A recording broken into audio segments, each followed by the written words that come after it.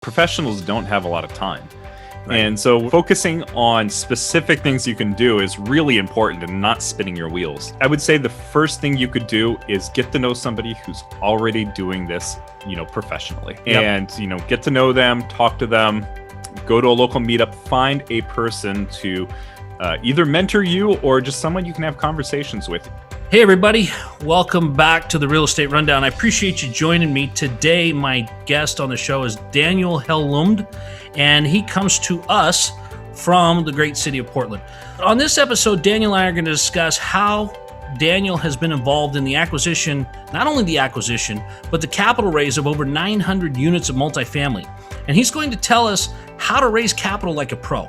Not only that, you're going to want to stick around because you're going to get to know three things, and that is how to get to know who you want to partner with, who to talk to, and what the right time always is to talk to them about raising capital. And lastly, how to raise an unlimited source of capital so that you can have the money you need for your deals to tap when you want to. So guys, you're going to want to watch this episode with Daniel and I on the Real Estate Rundown, so stay tuned. We'll see you in a minute. Welcome to the RobNet Real Estate Rundown Podcast, where Shannon RobNet has handpicked industry experts to discuss all aspects of investing in the real estate world and seeks to help all real estate investors improve their education and their proven strategies to grow their real estate journeys. Now, here's your host.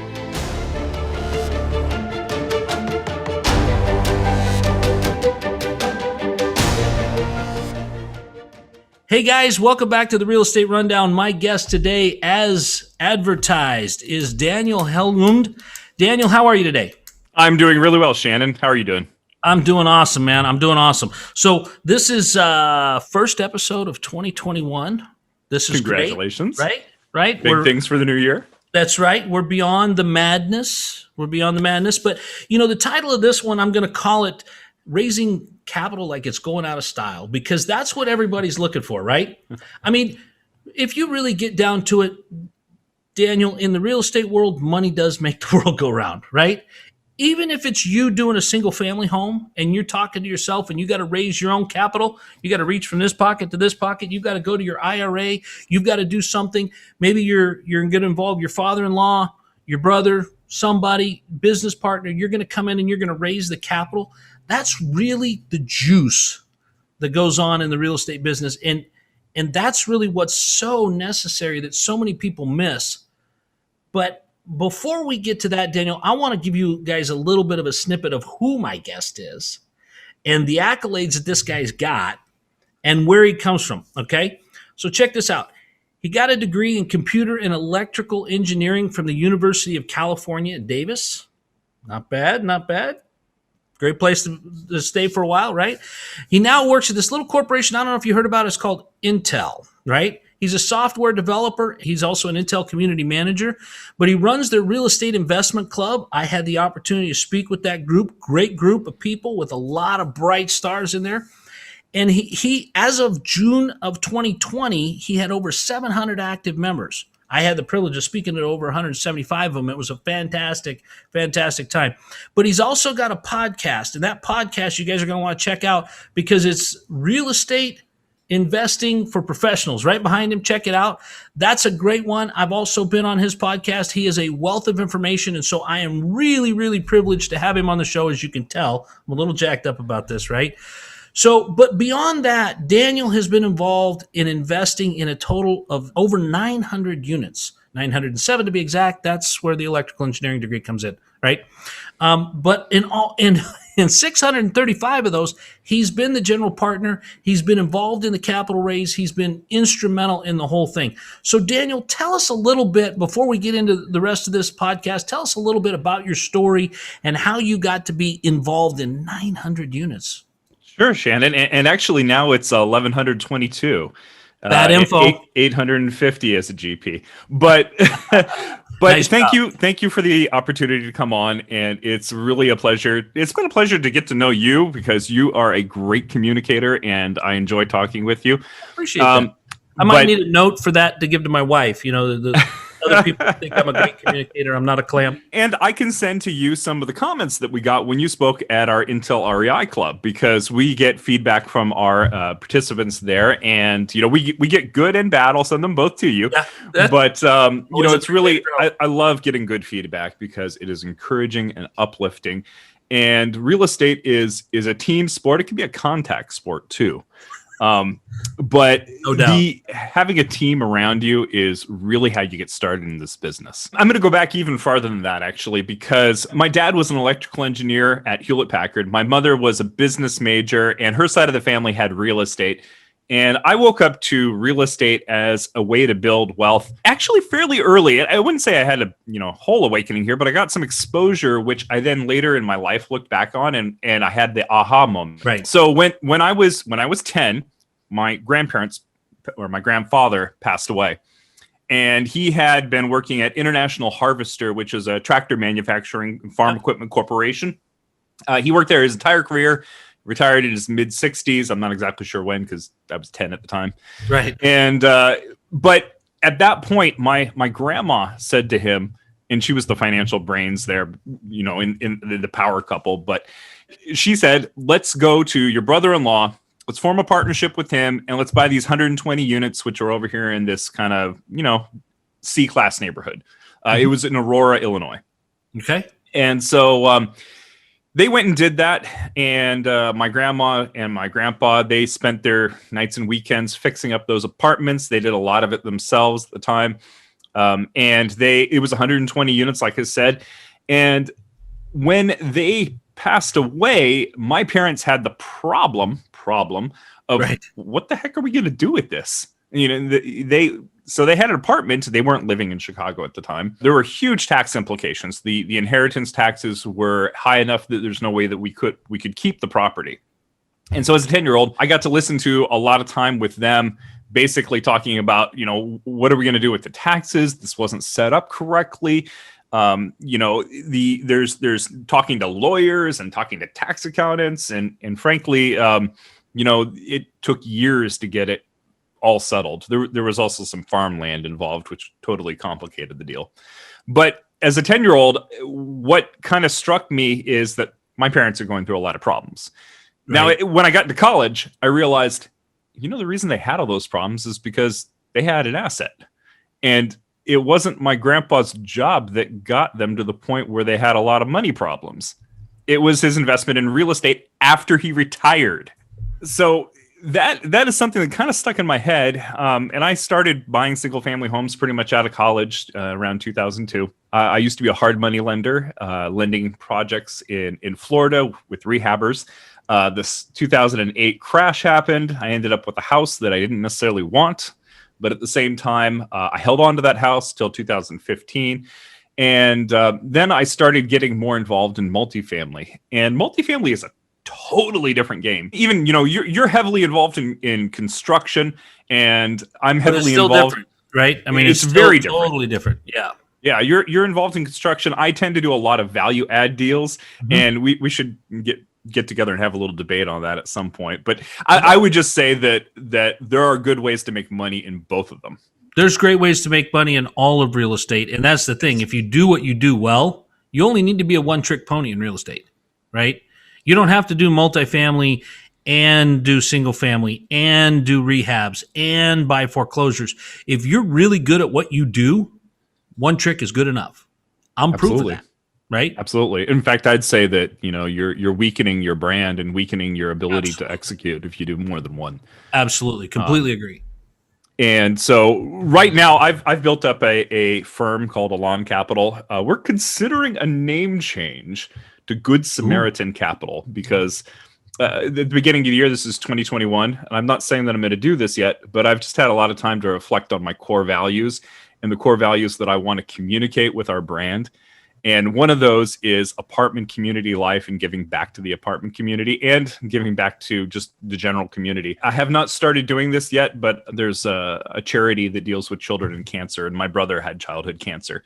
And so we're considering, changing our name and then making that part of our core identity is we're people that give back. The way you need to do it is through financial education. You need to make poor people rich or get them on the path to, their financial freedom.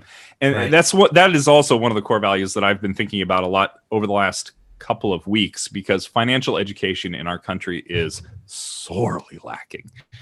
And I could go on a long path down that, but I'll return to, we have a multifamily firm.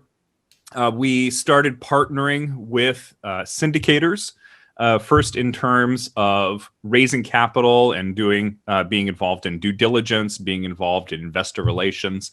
So we provided services to some syndications, and we started, partnering more and more. Now we've got a pretty good network built up. We tend to partner with operators that are in different locations. And so the properties that I have, we have a 122 unit in Houston, a 196 in Houston, 172 in Memphis, a 145 in Fort Smith, and a 200 in Montgomery.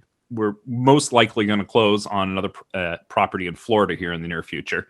So they are spread out mostly through the Southeast and Texas. And the way we do that is we partner with people who are boots on the ground. And we provide services in terms of talking to lawyers, raising funds, talking to investors, being a capital partner that works with operators. There you go. So that's what our firm does. And we of course partner with investors who want to be part of cash flowing apartments. That's awesome. So let's get into how can the average person turn themselves into a fundraising machine? I mean, how did you do it? I mean, you didn't just wake up one day and go, well, the hard money lending game's over. I'm going to get into multifamily and I'm going to go talk to these people. No. And all 6 people said, here, Daniel, here's my money. I love your idea. What do you got to go through there to be able to put that together to be successful at fundraising? First of all, you have to fail. And we did plenty of failing. I started a multifamily club in Portland, and it was doing okay. We had like 30 people at the top of it. And there were a couple of other competing clubs in the area, and 2 of the other clubs merged. And then at that point, I said, "Okay, guys, just go over there." And so we had a couple of ideas where we said, "Well, let's start a multifamily meetup," and that worked. It was a lot of work, but then it finally fizzled out. We also got involved in just mouth-to-mouth networking, word, face-to-face networking. So a lot of these things that people try can work, but they don't necessarily work. And that's where, having an attitude of can do is really important to this. Yeah. So eventually what ended up happening is that I went to my place of work at Intel, and I realized that there was a stock investment club, there was a startup investment club, but there was no real estate investment club. Mm-hmm. And so my advice here is find a niche. Right. If you can find a niche and use that to your advantage, that's much easier than doing the same thing that everybody else is doing. When I was starting a multifamily meetup in Portland, I was doing the same thing that everybody else was doing. Right. And it made it more work, and it made it so that it was less return on the work. Yep. So in this particular case, I went to Intel's HR and I said, "Hey, there's a stock investment club. There's a startup investment club. I would like to start the real estate investment club." And they kind of looked at me and went, "Okay, here's our guidelines. Are you sure? Let's talk about the rules." Yeah. That was one of the things that we do now at Real Estate Investing for Professionals is we actually have a mastermind for people who want to start real estate investment clubs at their place of work. There you go. Because that could be a really difficult thing to do. In my particular case, there were some difficult points and there were some that weren't. And it was all about navigating the internal networks that were already there. Yeah. So for instance, we tried to get our calendar of events listed on the public calendar that Intel has and is displayed at like the ends of the hallways in Intel buildings. And the group that did that told us to basically go jump in a lake. This isn't an Intel event. What are you talking about? You're just trying to sell stuff to our employees. And I was like, okay, well, Intel HR won't let me advertise. They won't let me put, anything up on the signs. It's all got to be word of mouth. How are we going to do this? And so I found some other professional groups, the Next Gen Professionals Network at Intel.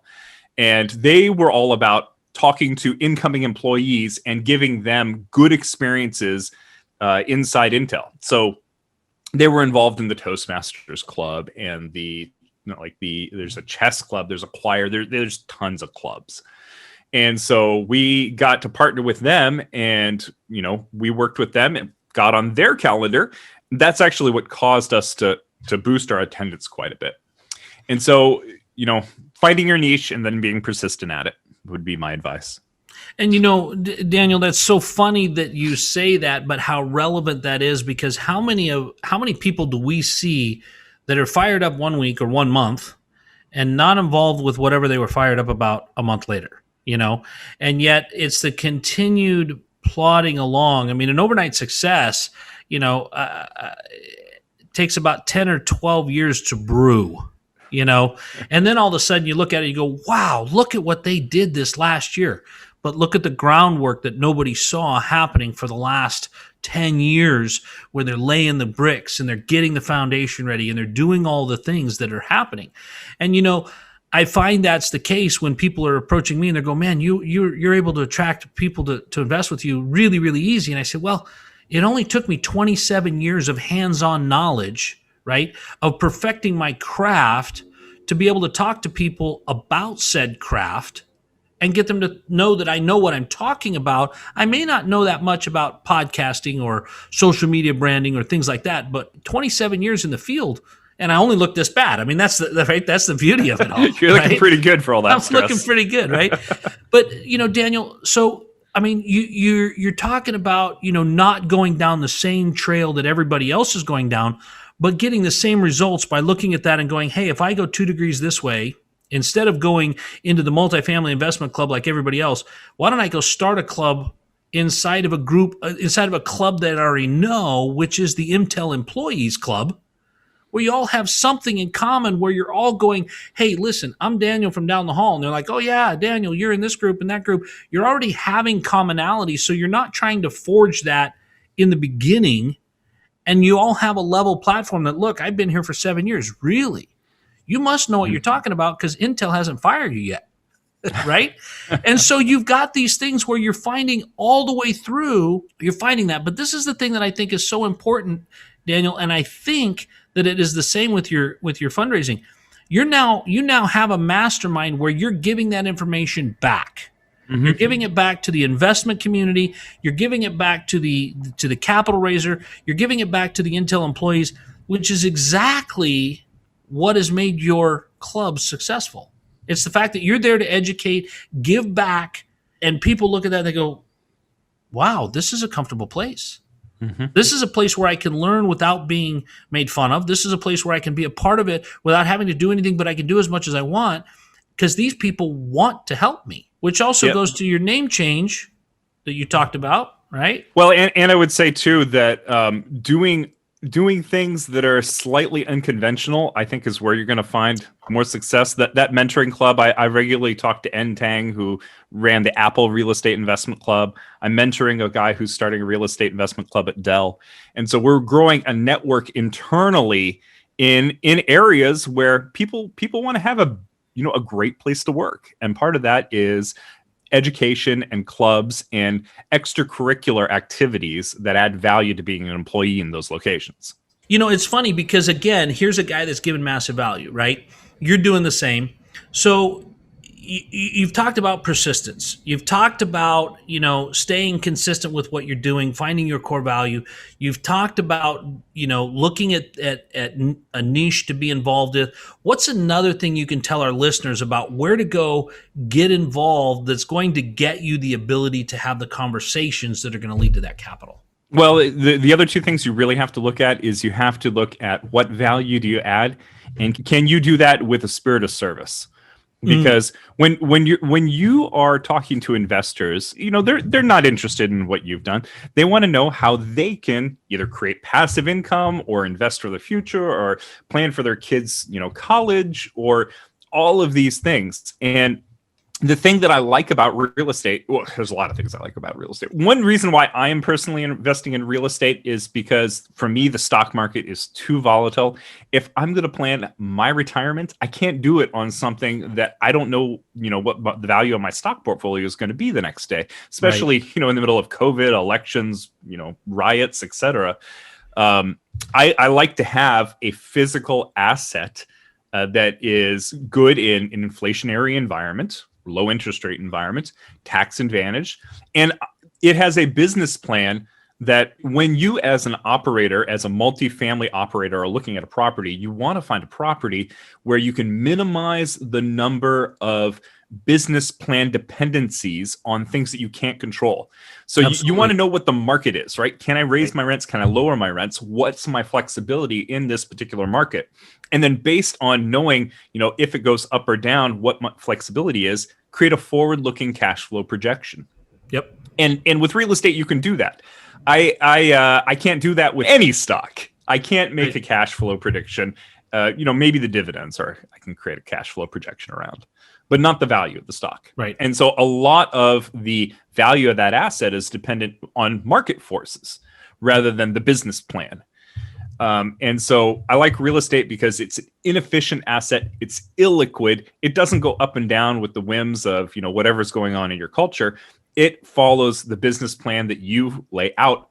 There is market influence, of course, but you need to understand that market influence going in and build your plan around it. Right. So I can plan my retirement based on, real estate because I can create forward-looking projections, and that's what I like about it. No, and that's fantastic. And one of the other things, that, especially for someone in your position, Daniel, that you're doing great. Intel's paying you well, but you've got tax problems, right? You've got tax issues that real estate can handle for you, that can help out with for you, that your stock can't. Right? I mean, you've got depreciation, you've got the ability, at least as of this recording, to 1031 out of that and defer those.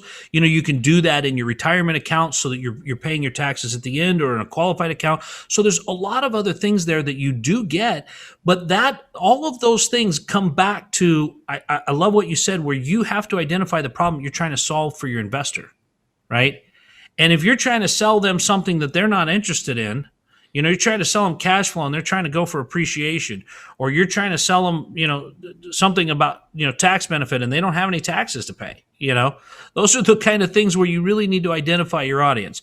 Sure. Where do you see the best places for people to focus their energy when trying to get started in this capital raise? I mean, we know strategies, right? But if you're going to go with one thing, what are you going to focus your efforts on to be able to be the best capital raiser? This has been a really big topic, and partially the reason why we're launching this is because professionals don't have a lot of time. Right. And so we're focusing on specific things you can do is really important, and not spinning your wheels. I would say the first thing you could do is get to know somebody who's already doing this, professionally. Absolutely. That's the number one thing you can do is go find somebody who's already done it. And, get to know them, talk to them, go to a local meetup, find a person to either mentor you or just someone you can have conversations with. In my particular case, I did not go for a mentor. What I did was I invested with some people that I believed were doing a really good job. Mm-hmm. And so I invested with a group, a syndication group, and then I just watched really closely what they did. And I read all their legal documents too that they provided, which a lot of people don't do. That's a lot of fun. It took a lot of time, but get to know somebody who's done it before you, because the market is changing quickly and they're going to have more insight into it than you will. And they're going to be able to help you. Absolutely. Absolutely.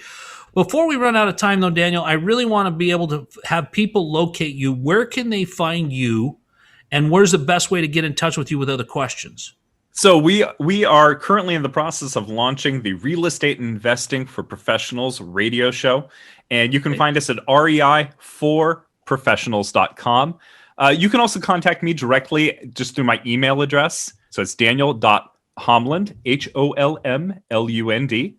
at Alon, AALON, aloncapital.com. So daniel.holmlund@aloncapital.com. Or you can find him where I did, which was on LinkedIn at Daniel Holmlund on LinkedIn. You'll be able to find him there and connect with him. Well, guys, I want to thank you again for tuning in. Daniel, I want to thank you for joining us on the show. Thank you so much for being here this week. If you guys have got some feedback or something to share, please leave a note in the comments below.